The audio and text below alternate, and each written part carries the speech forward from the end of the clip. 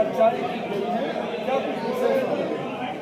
इसमें विशेष कुछ नहीं है। पिछले 3 वर्ष से जो है ये शोभा यात्रा चल रही है, इसको एक विस्तृत रूप देना, इसको और भव्य बनाना है, इसको हमें और विस्तार से दूसरी बड़ी कानूनी कर इसको और आगे तक ले जाना हमारा मेन उद्देश्य है। तो कार्यक्रम में अभी मैंने देखा कि सब ब्राह्मण समाज के दिशा और दशा के उत्थान के विषय में चर्चा कर रहे थे। क्या समाज आगे अग्रसर हो रहा है इस लाइन में?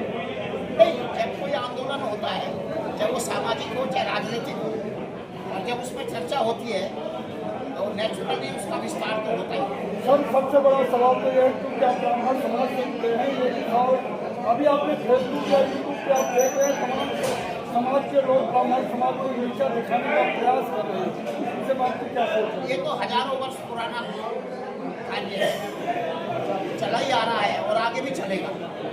ब्राह्मण ना कभी डरा है, ना डरा था और ना डरे, और ना कभी कमजोर था, ना कमजोर है और ना कमजोर आगे भी रहे।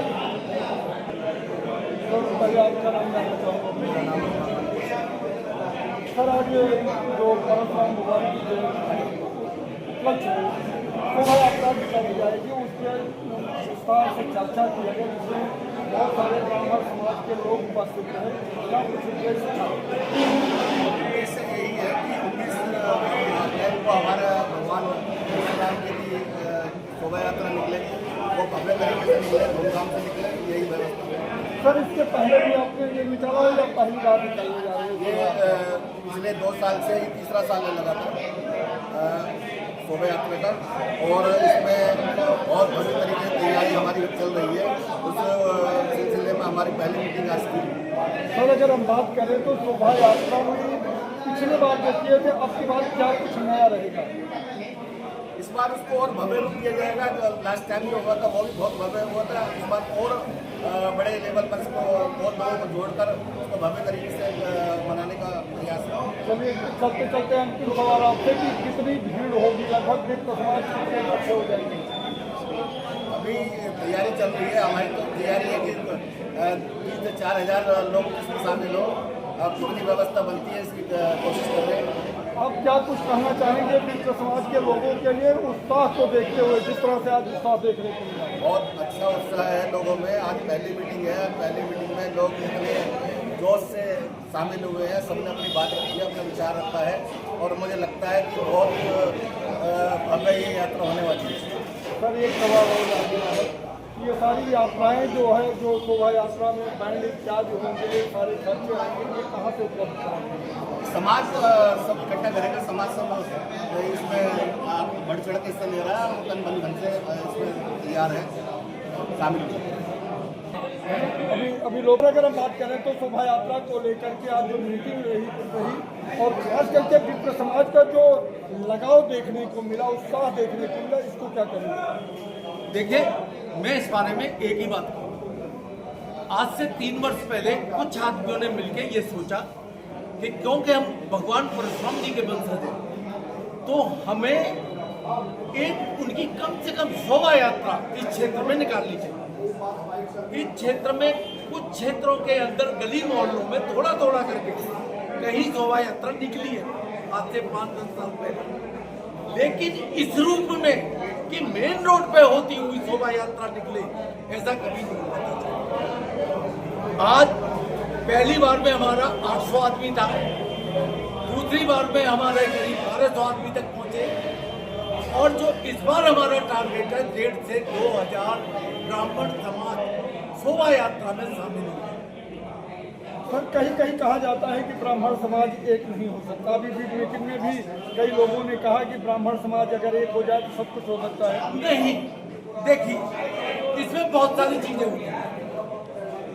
एक कहावत है हमारे यहाँ कि हाथी को जिसने जैसे देखा वैसा ही वर्णन किया।